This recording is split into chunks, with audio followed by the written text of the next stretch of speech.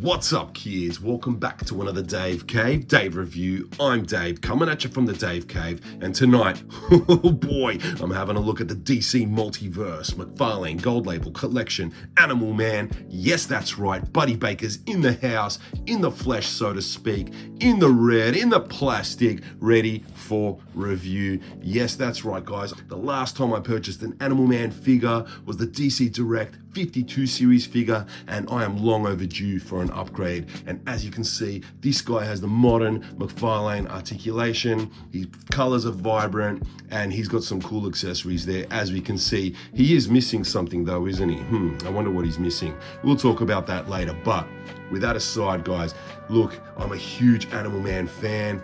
Way back in the day when I started my comics odyssey, Grant Morrison's Animal Man opened my eyes to what comics could be in the same way that Watchmen and The Dark Knight Returns did.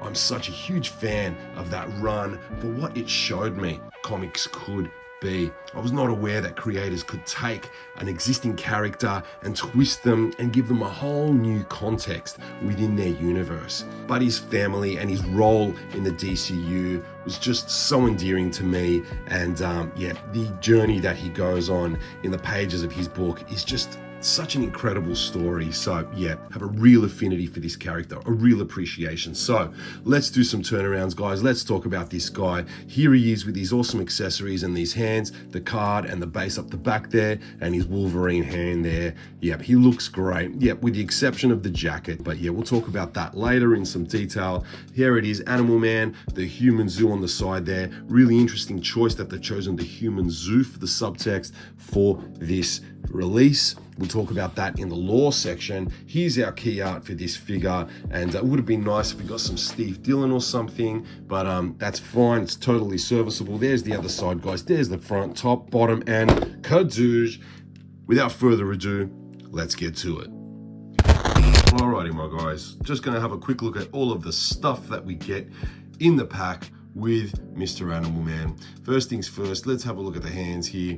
These flight hands are just perfect for Animal Man, and you know, in my head canon, every time Buddy takes off from the ground, he is striking a pose with these hands. Just a great choice by McFarlane to give us these.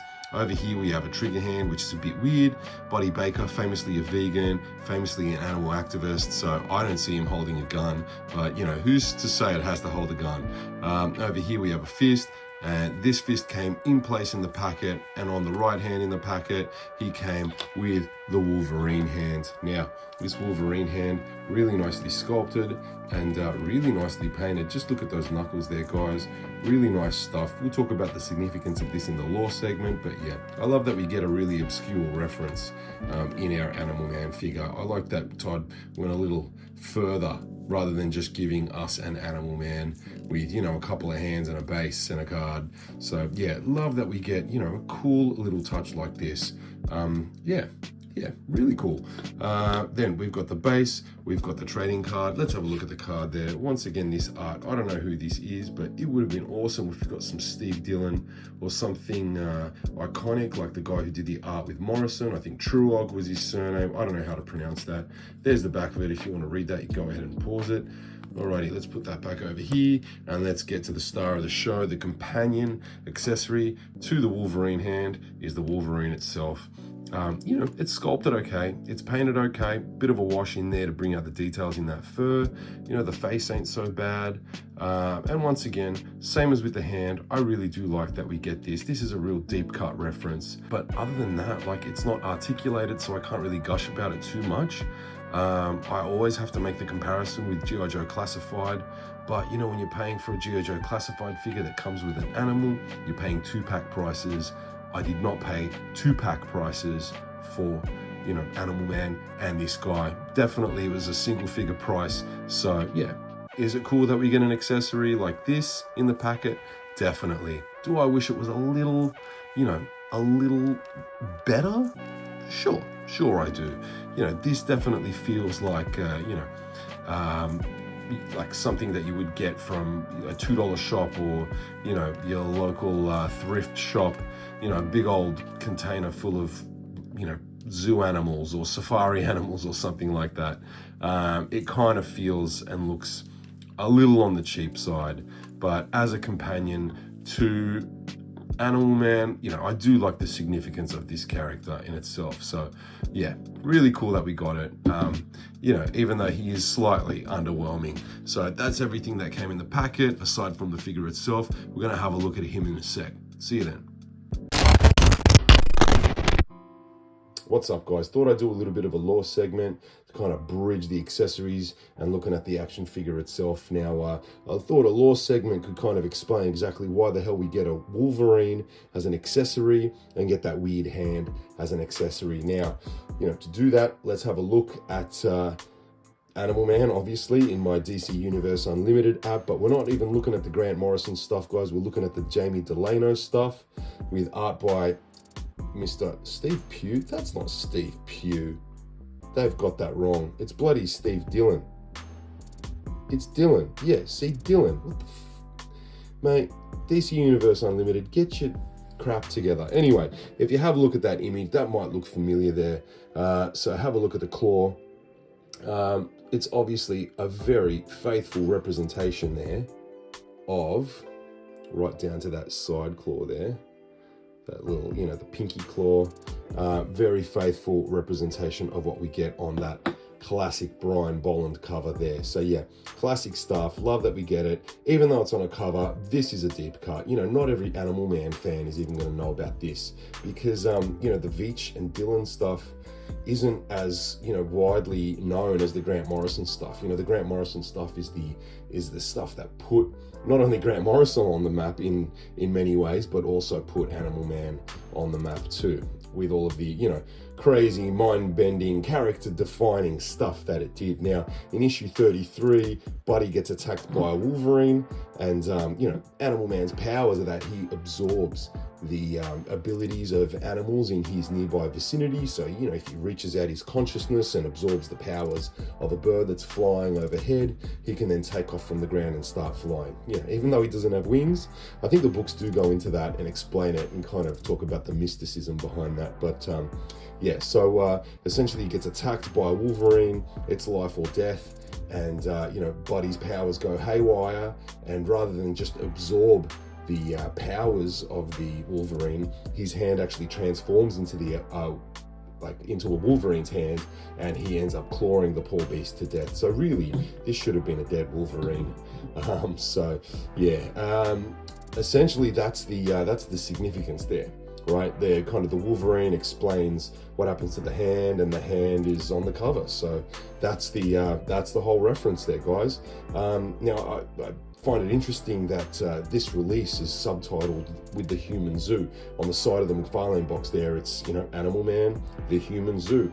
But, you know, this incident, the Wolverine incident, doesn't happen until issue 34. The Human Zoo relates to the first story of Grant Morrison's run, issue 1 onwards. So, you know, very, very far away from issue 34, you know, so far in fact that they're two completely different creators that are writing the book. So I don't know why they titled it The Human Zoo.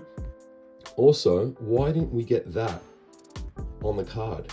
I would have loved this art on the card.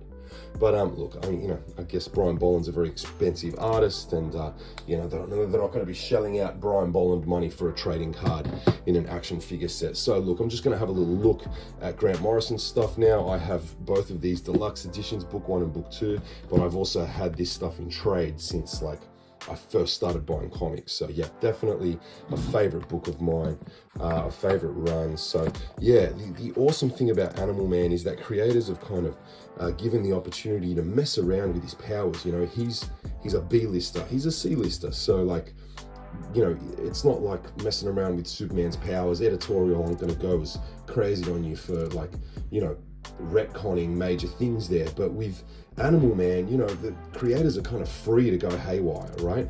So subsequently his powers are always going haywire. So, you know, I think the character only had a handful of appearances in DC Comics.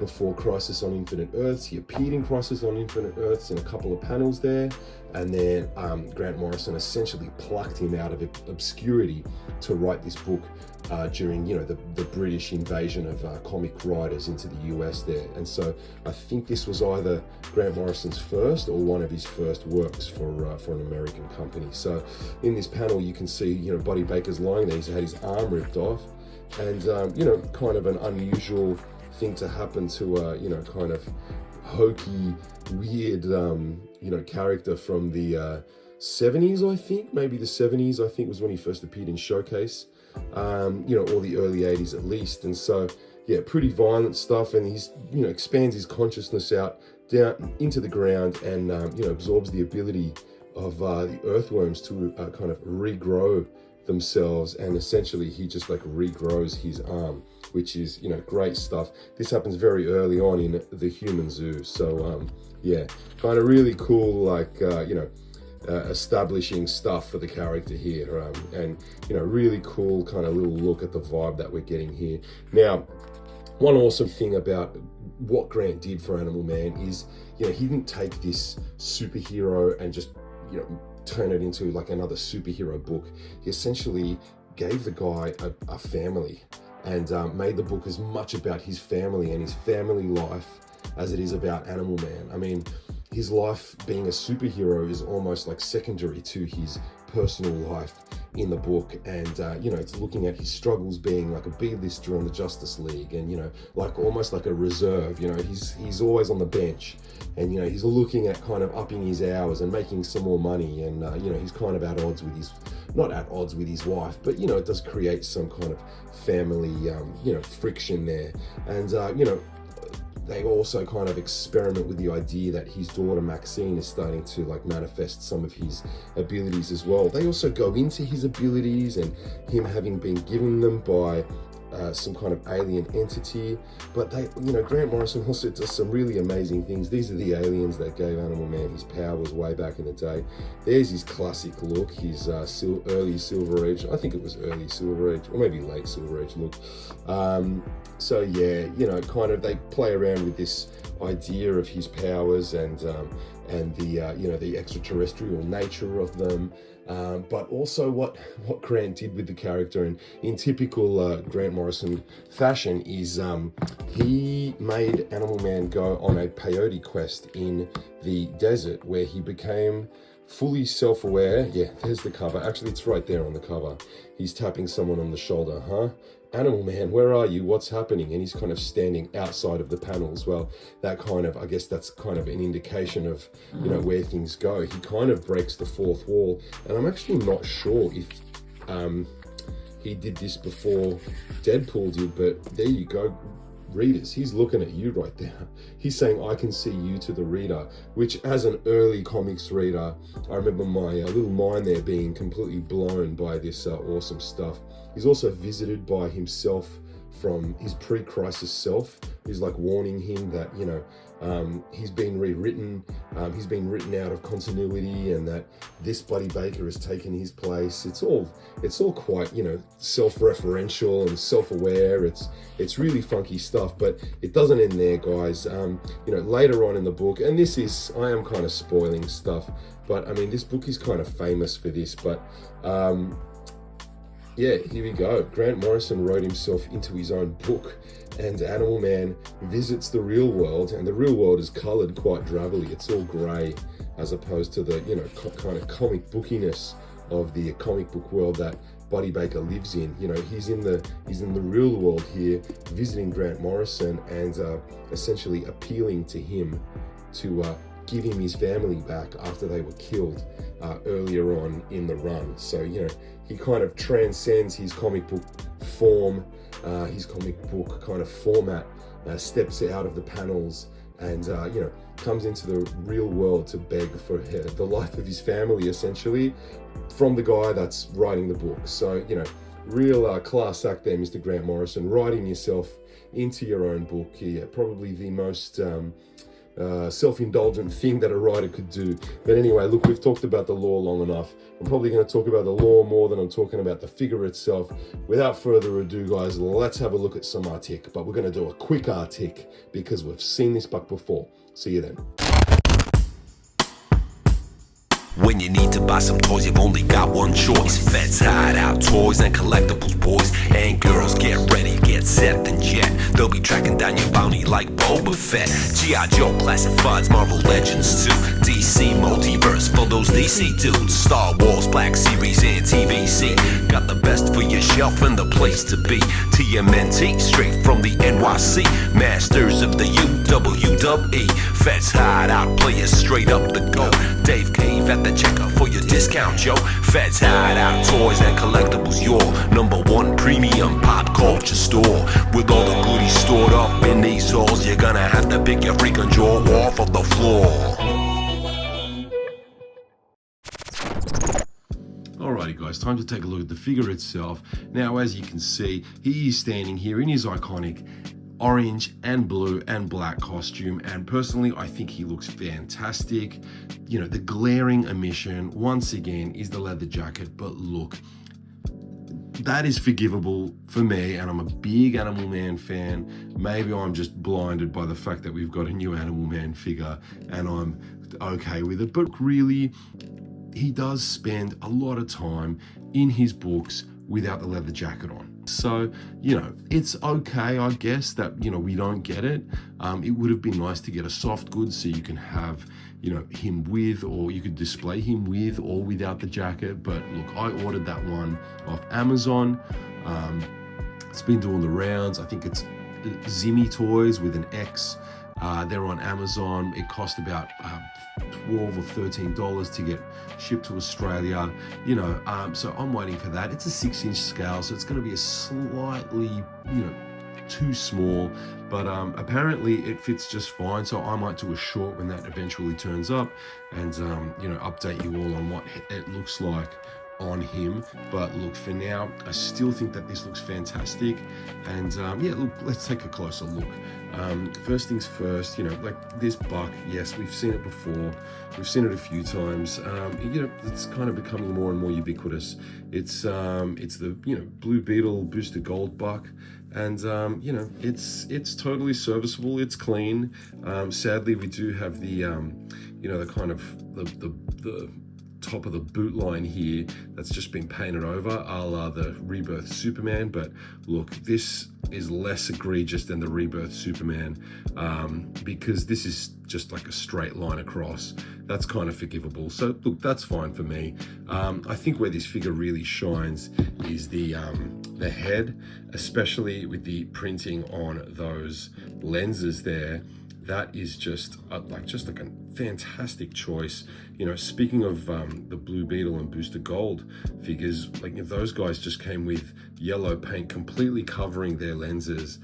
You know, we didn't even have anything like any clear plastic kind of looking through to their eyes. No, they were just painted straight over in yellow. So the fact that we got some printing on these lenses is fantastic. And what they've gone with is, I think, you know, even more of a choice. I think just a fantastic choice, because it's evocative for me of the Brian Bolland covers, those iconic Brian Bolland covers that Bolland did all throughout the early days, the DC days, when Grant Morrison kind of first reinvigorated the character, and also, you know, the following issues when the book you know, shifted over to Vertigo, and Steve Dillon, Rick Veitch, and those guys kind of took over. So definitely, look, I actually have a hardcover right next to me here, and while it's not quite that, you know, that's it's kind of what I'm talking about, but not quite. But there are definitely many covers that are quite close to what McFarlane have given us with these lenses right here. So yeah, probably my favorite touch about this whole figure is the lenses there. So other than that, that head looks fantastic. The hair is beautifully sculpted, and yeah, look, the body is just great. I mean, there's some gappage there if you try and pose him too far back, but I guess just don't get over ambitious with your with your flight poses. But look, you know, I shouldn't really be saying that. That's kind of making excuses. But you know, really they should have just extended that paint further up into the abdomen kind of gap there, like they do with the Spidey figures over at Hasbro. So yeah, they really should have done that, but that does not bother me too much at all. As I said, yeah, the Wolverine hand is fantastic, but aside from that, it's pretty much a clean design. And yeah, I can't really complain too much about the lack of jacket when, you know, I'm kind of so happy about the touches that we did get. So yeah, alrighty, I'm gonna leave it there. We're gonna go and do some comparisons. We'll see you then. Alrighty kids, time for some comparisons. Let's have a look and see how our new Animal Man scales with other DC Multiverse figures and figures from other lines in similar scales. Here he is with some other DC Multiverse Justice League B-listers. Here we've got Mr. Blue Beetle, Mr. Firestorm, Booster Gold, and John Jones the Martian Manhunter. Now here he is with his new 52 crossover bestie bro, Mr. Swamp Thing. I had to scrounge high and low to bring you all these guys. I even had to go into the little fella's room while he's sleeping there, rummage through his toys to show you the Fisher Price. Now, let's kick it off over here with the DC Direct, the OG, then up the back, the DC Universe Classics with the two Unmen at the base, then up the back, the new 52 by DC Collectibles, the Deluxe. On the right here, this big honkin' glorious bastard is the McFarlane, probably my favorite of the bunch.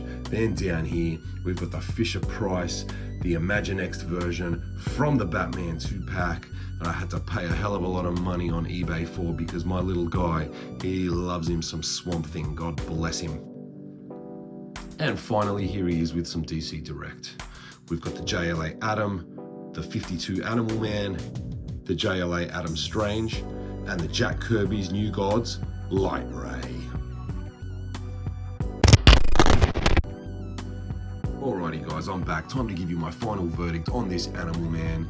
And I gotta tell you, it's really hard to fault this guy when he just gives me so much joy, and I'm such a big fan of the character. There, I said it, you know, the jacket really doesn't bother me, guys. You know, sure, the jacket is an iconic look, but I'm happy to have a jacketless version. And, you know, this is still Animal Man's look. He still, you know, goes jacketless in the comics plenty. So I really don't mind having one without a jacket. I do have that one off Amazon on the way anyway. So, you know, I guess I'll be able to display them both ways if I want. And I do really like that I have that option, and I'm not kind of locked into the jacketed version like I was for so many years with this guy. And I mean, look at this guy, guys. He's a great figure, but he's obviously just a relic of the past now. He's essentially like a 5 POA or maybe a 7 or a 9 POA, but he really is just showing his age. You know, the sculpt ain't bad, but the paint, you know, the paint really ain't the best. And yeah, you know, some of these DC Direct figures really just kind of aren't... yeah, they just kind of can't play with the big boys like they used to anymore. So I still got a lot of love for that figure, but yeah, this new guy, the Multiverse, takes the cake for me, guys. Super stoked with him. Really love what we did get. Love the accessories. I have to say, you know, as weird as they are, the Wolverine, even though he's not articulated, is just a really nice inclusion in this set. The Wolverine hand as well.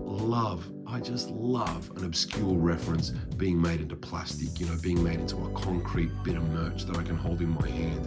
I'm a big fan of Star Wars Galaxy's Edge merch. I've got chance cubes in my glass cabinet there. I've got the data file thing that Poe Dameron puts into BB-8 when he, you know, at the very start of Force Awakens there. You know, I love being able to have those like little obscure props that you see in the, you know, in the background of movies, and just being able to have that in my hand is just a really cool little thing. I really vibe with that. So I love that we get these little obscure references in plastic form. So look, that's it from me, guys. Thank you so much for watching. Apologies for the super long lore section. Hopefully you watched the whole thing and you didn't just skip ahead, but you know what, it's totally fine if you did. Please hit me with a sub if you haven't. Hit me with a like so we can get this video out there, get more people watching my channel. Please let me get up to 500 subs so I can monetize and start making some bank. Please go over to Fet's Hideout Toys and Collectibles.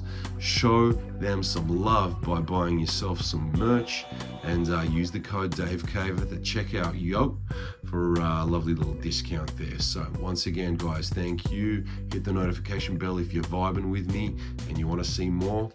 I'm Dave, coming at you from the Dave Cave. I'll catch you on the next one, peeps. Peace.